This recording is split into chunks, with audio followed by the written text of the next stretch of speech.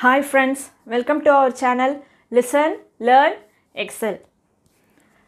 இன்னைக்கு நம்ம last class ஓட continuation that is last class quadratic equation னா என்ன அதோட ஈக்குவேஷனோட டெரிவேஷன் எல்லாமே நம்ம பார்த்தோம். இன்னைக்கு நம்ம பார்க்க போறது நம்ம இந்த சாப்டர் ஃபுல்லாவே இன்இக்வாலிட்டிஸ் பத்தி தான் பார்த்துக்கிட்டு வரோம்.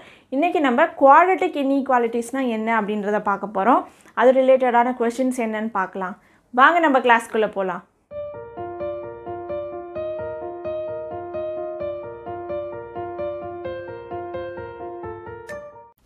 Last class number quadratic equation and the quadratic equation நம்ம எப்படி சால்வ் பண்றது completing the square method லன்றத பார்த்தோம். Actually அந்த quadratic equation completing the square method எல்லாமே நீங்க 10th standardல வந்து படிச்சது தான். அந்த formula derivation மட்டும் தான் உங்களுக்கு இந்த சமயம் வந்து நியூ அத தான் நம்ம இன்னைக்கு பார்த்தோம். இதிலே வந்து இன்னும் ஒரு சில கண்டிஷன்ஸ்லாம் கொடுத்திருக்காங்க உங்களுக்கு. அதுவுமே நீங்க ஆல்ரெடி 10thல படிச்சது தான். Discriminant அப்படின்றத படிச்சிருக்கீங்க. Discriminantனா என்ன?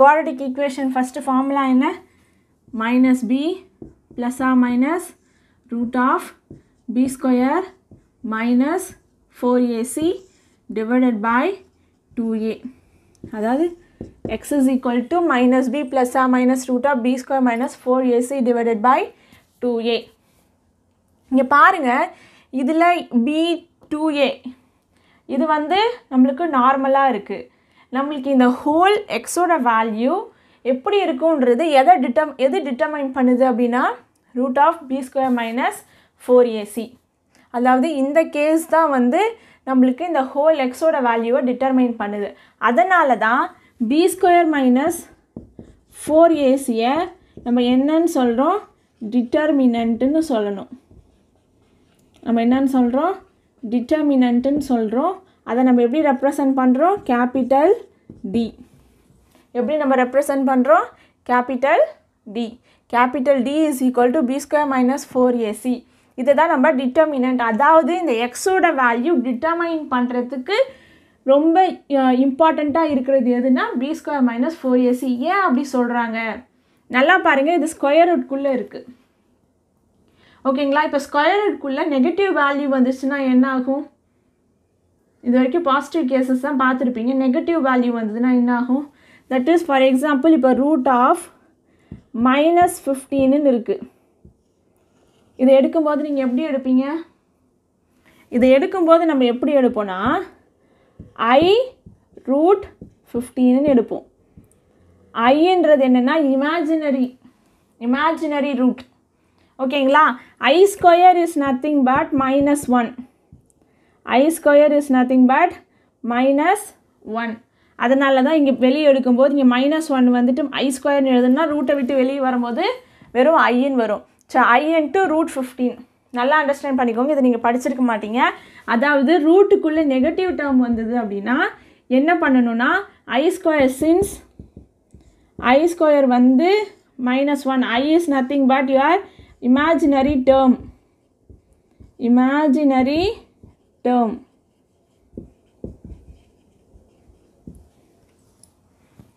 ஓகேங்களா I square தான் -1 instead of -1 நான் I square ன்னு எடுத்துக்கிட்டேன் ரூட்டை விட்டு வெளிய வரும்போது I into √15 சோ இந்த b square minus 4ac தான் வந்துட்டு நமக்கு கிடைக்கிற ரூட் ரியல் ரூட்டா இமேஜினரி ரூட்டா என்ன சொல்றது ரியல் அண்ட் ஈக்குவலா ரியல் அண்ட் டிஸ்டிங்க்டான்றதெல்லாம் சொல்லும் அத தான் நீங்க வந்து 10thலயே படிச்சிருக்கீங்க b square minus 4ac நம்ம என்ன ரெப்ரசன்ட் பண்ணுவோம் கேபிட்டல் D ன்னு ரெப்ரசன்ட் பண்ணுவோம் இதுல உங்களுக்கு கேसेसலாம் தெரியும் இல்லையா இப்போ இந்த டிட்டர்மினன்ட் வச்சு மூணு கேसेस நீங்க பார்த்திருப்பீங்க that is determinant is greater than 0 determinant less than 0 determinant is equal to 0 நல்லா பாருங்க இங்க டிட்டர்மினன்ட்ன்றது b square minus 4ac இப்போ இது பாசிட்டிவா இருந்ததுனா ரூட்ல இருந்து நமக்கு எப்படி இருக்கும் பாசிட்டிவ் வேல்யூ தான் இருக்கும் இத நீங்க வந்து மனப்பாடம் பண்ணிக்க தேவையில்ல கண்டிஷனா இது இன்னும் அண்டர்ஸ்டாண்ட் பண்ணிக்கோங்க இப்போ இந்த b square minus 4ac greater than 0 னா என்ன பாசிட்டிவ் வேல்யூ இப்போ பாசிட்டிவ் வேல்யூ ரூட்டுக்குள்ள இருந்ததுனா நீங்க வெளிய எடுக்கும்போது எப்படி வரும் பாசிட்டிவ் வேல்யூவா தான் வரும் அப்ப உங்களுக்கு ஓவராலா எப்படி கிடைக்கும் உங்களுக்கு ரெண்டு ரூட்ஸ் கிடைக்கும் ஏன் ரெண்டு ரூட்ஸ் ஏனா பிளஸ் ஆர் மைனஸ் சிம்பல் இருக்கு பிளஸ் வச்சு ஒரு ரூட் வரும் மைனஸ் வச்சு ஒரு ரூட் வரும் சோ ரெண்டு ரூட்ஸ் வரும் ஓகேங்களா அப்ப ரியல் ரூட்ஸ் வரும் எனக்கு ரியல் ரூட்ஸ் எத்தனை ரெண்டு 2 ரியல் ரூட்ஸ் அண்ட் டிஸ்டிங்க்ட் ரெண்டுமே வேறு வேறு வரும். கரெக்டாக? 2 ரியல் ரூட்ஸ் அண்ட் டிஸ்டிங்க்ட் ரெண்டுமே வேறு வேறு வரும். ஓகேவா? இப்போ B square minus 4ac less than 0வாக இருந்தால் என்ன ஆகும்? That is negative value. Negative வேல்யூவாக இருந்தால் எப்படி இருக்கும்? இமேஜினரி டேர்ம் வந்துடும். இங்கே இமேஜினரி டேர்ம் வந்துடும். ஸோ நம்மளுக்கு ரியல் ரூட்ஸ் இருக்காது, இமேஜினரி ரூட் தான் இருக்கும். உங்களுக்கு வந்துட்டு இப்போ ரியல் ரூட்ஸ் கண்டிஷன்ஸ் மட்டும்தான் படிக்கிறோம், அதனால நான் ரியல் ரூட்ஸ் மட்டும் எழுதுகிறேன். இப்போ நீங்கள் டி லெஸ் தென் 0க்கு நோ ரியல் ரூட்ஸ் அப்படின்னா கண்டிப்பாக இமேஜினரி ரூட் தான் இருக்கும். அப்போ டி லெஸ் தென் 0க்கு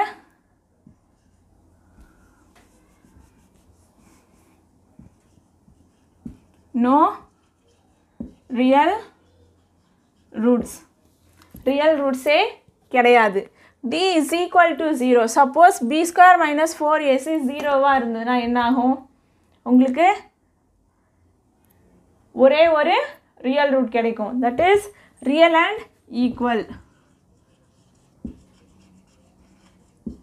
இந்த 3 கேஸை தான் நீங்கள் அப்பயுமே படிச்சிருக்கீங்க 10th. இதுலேயுமே உங்களுக்கு ஒரு வாட்டி ரிவைஸ் பண்ணியிருக்காங்க. ஓகேவா? d greater than 0, d less than 0, d is equal to 0. இப்போ தான் நம்ம என்ன பண்ண போகிறோம் அப்படின்னா இன்இக்வாலிட்டிக்குள்ளே வரப்போகிறோம்.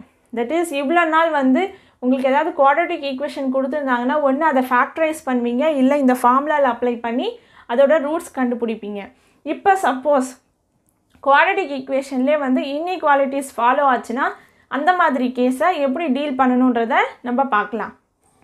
ஓகே, இப்போ ஒரு குவாட்ரட்டிக் ஈக்குவேஷன் வித் இன்இக்வாலிட்டிஸ். இங்கே பாருங்கள், நம்ம யூஸ்வலாக நம்ம ஈக்குவல் டு 0ன்னு வச்சு போட்டிருப்போம். ஓகேங்களா? இங்கே இன்இக்வாலிட்டின்றதுனால either less than or equal to or greater than or equal to, இல்லை less than or greater than, இந்த 4 பாசிபிள் கேசஸையும் நம்ம பார்ப்போம். இது வந்து என்னென்னா ஒரு மெத்தட் உங்களுக்கு நான் சொல்லிட்டேன்னா மற்ற எல்லாமே வந்து அதே கேஸ் தான். ஓகேங்களா? இது நல்லா அண்டர்ஸ்டாண்ட் பண்ணிக்கோங்க எப்படி நம்ம இன்இக்வாலிட்டி சால்வ் பண்ண போகிறோம்னு சொல்லிட்டு. ஃபஸ்ட்டு இதை ஃபேக்டரைஸ் பண்ணணும்.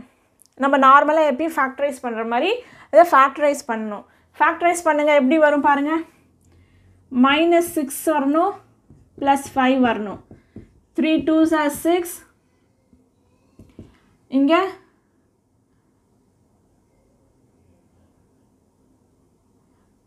+5.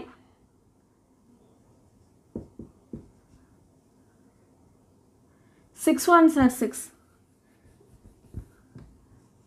6 1s are 6. 6 minus 1 5. கரெக்டா? 6 into -1 -6, 6 minus 1 +5. ஓகேங்களா? இப்போ இதில் சப்ஸ்டிடியூட் பண்ணோன்னா 3x² + 6x + 5x - 2. Sorry,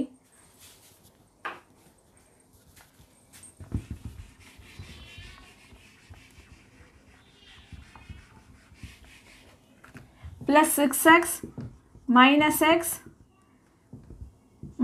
- 2 less than or equal to 0. இப்போ இது ரெண்டுத்துலேருந்து 3 காமனாக எடுக்கலாம். சாரி, 3x காமனாக எடுக்கலாம்.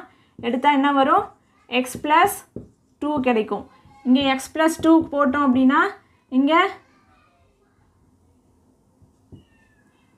-1 less than or equal to 0.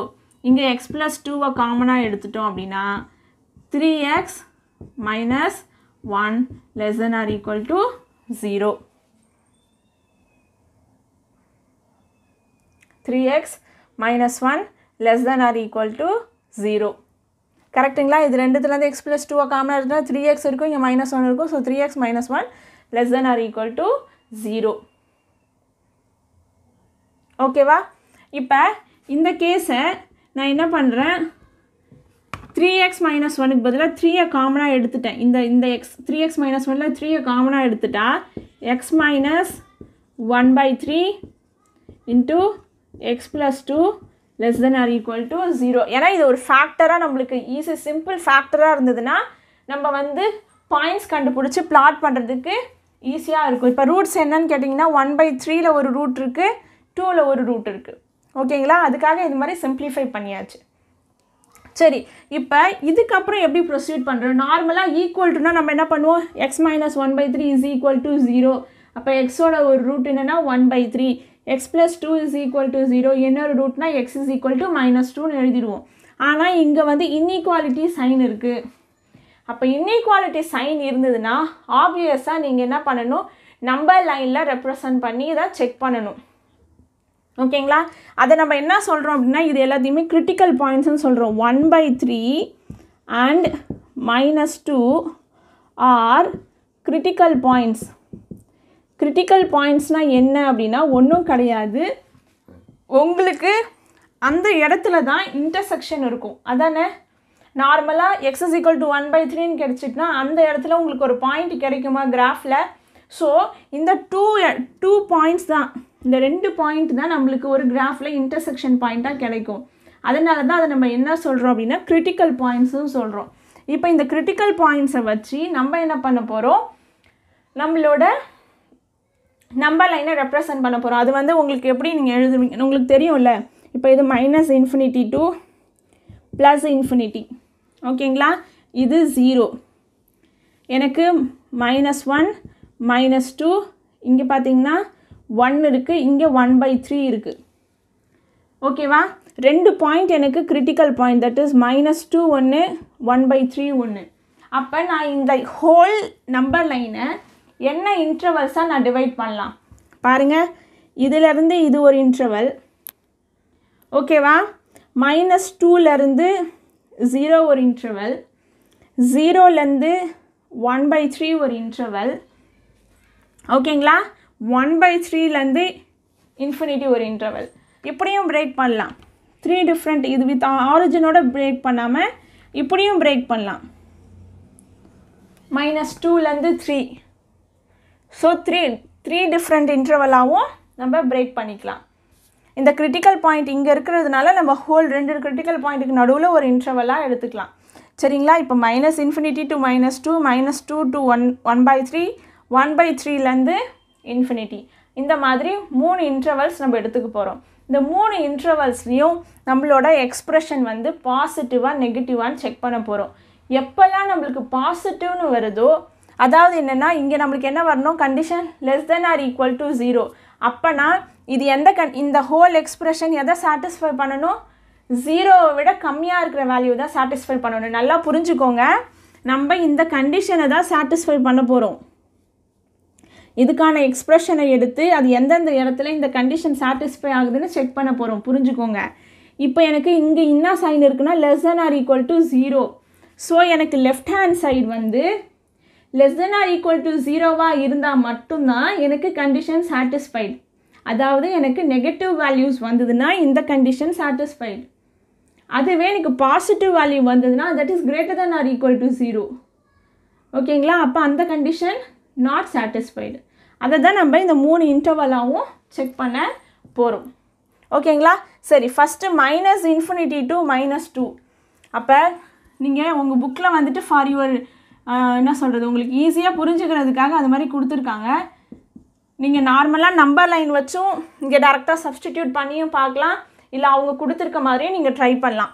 சரி, -∞லேருந்து -2க்குள்ளே ஒரு நம்பர் எடுத்துக்கோங்க. -3 எடுத்துக்கலாமா? ஈஸியாக இருக்கும். சப்போஸ் நான் எக்ஸோட வேல்யூ -3ன்னு இதில் போட்டேன்னா எனக்கு என்ன வரும் பாருங்கள், 3 கேன்சல் ஆகிடும். -2 கிடைக்குமா?